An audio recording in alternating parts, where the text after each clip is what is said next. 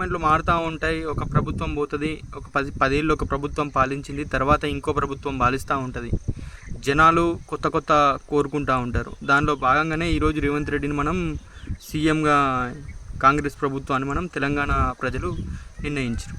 దీని ప్రకారం ఆలోచిస్తే సరే, ప్రభుత్వం ఏదైనా 10 ఏళ్ళలో జరిగిన అభివృద్ధిని అయితే మనం అభివృద్ధి కోసం చేసిన, ప్రజల కోసం చేసిన పనులను ఎప్పుడు మనం పక్కన పెట్టొద్దు. అయితే సింపుల్ ఎగ్జాంపుల్, మన హాఫ్ నాలెడ్జ్ ఫెలోస్ ఎవరైతే ఉంటారో పొలిటికల్గా, వాళ్ళ గురించి నేను ఒకటి చెప్తున్నాను. ఏమవుతుందంటే, ఇప్పుడు కాళేశ్వరం ప్రాజెక్టు కేసీఆర్ ఇంట్లోకి పైసలతో కట్టలేదు, జనాల ప్రజలతో కాళేశ్వరం ప్రాజెక్టుని కట్టిండు. కాకపోతే ఏంటంటే ఆయన మార్కు చూపెట్టిండు, నేను నీళ్ళ కోసం ఎంతగానో తనలాడుతున్నా, ఒక తెలంగాణ రాష్ట్రం నీళ్లు లేవు అనే ఒక తెలంగాణ రాష్ట్రం కోసం కొట్లాడినాం, తెలంగాణ తెచ్చుకున్నాం. ఆయన స్ఫూర్తి అంటే ఆయనకు వచ్చిన ఇంటెన్షన్ ఏంటంటే నీళ్ళు ఇవ్వాలి, తెలంగాణ రైతులకు కరెంట్ ఇవ్వాలని చెప్పేసి అద్భుతంగా నీళ్ళు ఇచ్చే ప్రయత్నంగా కాళేశ్వరం ప్రాజెక్ట్ని కట్టినప్పుడు నువ్వేం చేయాలి, తర్వాత వచ్చిన గవర్నమెంట్ ఏం చేయాలి, దాని ప్రకారమే సరే కేసీఆర్ అన్నట్టు ఆయన కాళేశ్వరం ప్రాజెక్టు చూపెడుతున్నట్టే ఎడ్డి నాయకుల మరి లేనిది అసలు నాకు అర్థంగా. ప్రజలకు నీళ్ళు రైతులు ఎలా, ఇంతవరకు పెద్ద వర్షం లేదుడా సిద్దిపేట జిల్లా నది, ఇంతవరకు పెద్ద వర్షం లేదు. పెద్ద వర్షం లేని ప్లేస్లో ఒక కుంటల నీళ్ళు కూడా ఆగుతలేవు, బోర్డు ఎట్లా పోస్తాయి? సరే, ఇప్పుడు నాట్లు వేసినాం, 5 ఎకరాలు 6 ఎకరాలు, ఒక్కొక్క రైతు 8 ఎకరాలు 10 ఎకరాల వరకు నాట్లు వేసినాం.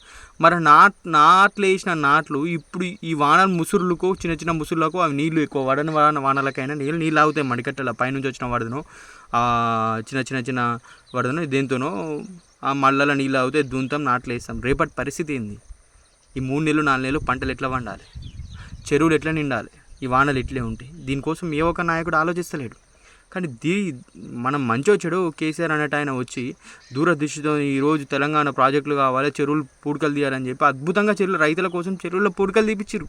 మీరు ఇలా తెలివిమంతులు అయితే ఎలా మీరు కాళేశ్వరం ప్రాజెక్టు నుంచి నీళ్లు తీసుకొచ్చి ప్రతి మల్లన్న సాగర్, రంగనాయక సాగర్, కొండపోచమ్మ సాగర్ నుంచి అలా మీరు ప్రతి చెరువు నింపేది ఉండే. అప్పుడు రేవంత్ రెడ్డి నింపిండి అనకపోదుమా?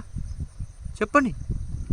ఆయన నీళ్ళ కోసము అవి ప్రాజెక్టులు తవ్విస్తే నువ్వు ఆ ప్రాజెక్టులను ఎందుకు ఎండగొడుతున్నావు? ఇలా నువ్వు వానాకాలంలో పంటలను వేసినాక ఇంకొక 2 నెలలు, వారం రోజులు, 15 రోజులు వాడిని ఎండగొట్టని మొత్తం ఎండిపోతాయి అన్ని పొలాలు అని వేరే. కానీ అట్లాంటి సిచ్యువేషన్ ఎందుకు తీసుకొచ్చినావు? నువ్వు ముందు సోయి ఉండాలి కదా, నీళ్లు తీసుకొచ్చి నీళ్ళు నింపి చెరువులు నింపుతాను ఆలోచన ఉండాలి కదా. ఈరోజు పంపులు స్టార్ట్ చేస్తావు. ఇదా మన నిన్ను నమ్మి మేము ఓట్లు వేసి నిన్ను నమ్మి వేసినందుకు ఇదా నువ్వు ఇచ్చే గిఫ్ట్ జనాల తెలంగాణ ప్రజలకు? కొంచెమైనా ఆలోచించాలి కదా. ఒక రకంగా ఈరోజు నువ్వు నీ అనాలోచిత నిర్ణయాల వల్ల, మీ మంత్రుల అనాలోచిత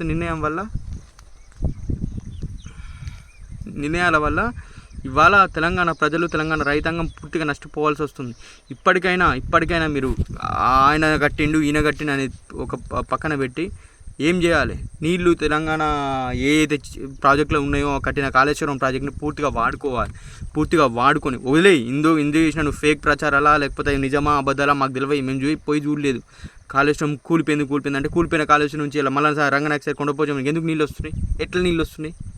ఎవరు అడగటోళ్ళు ఇవంతా మర్చిపోయినారు. మాకు కావాల్సిన నీళ్ళు, మాకు కావాల్సింది కరెంటు, నాణ్యమైన నీళ్ళు వచ్చినాయి. ఇంతకంటే మంచి పాలన చేస్తావనే కదా నిన్ను గెలిపించింది.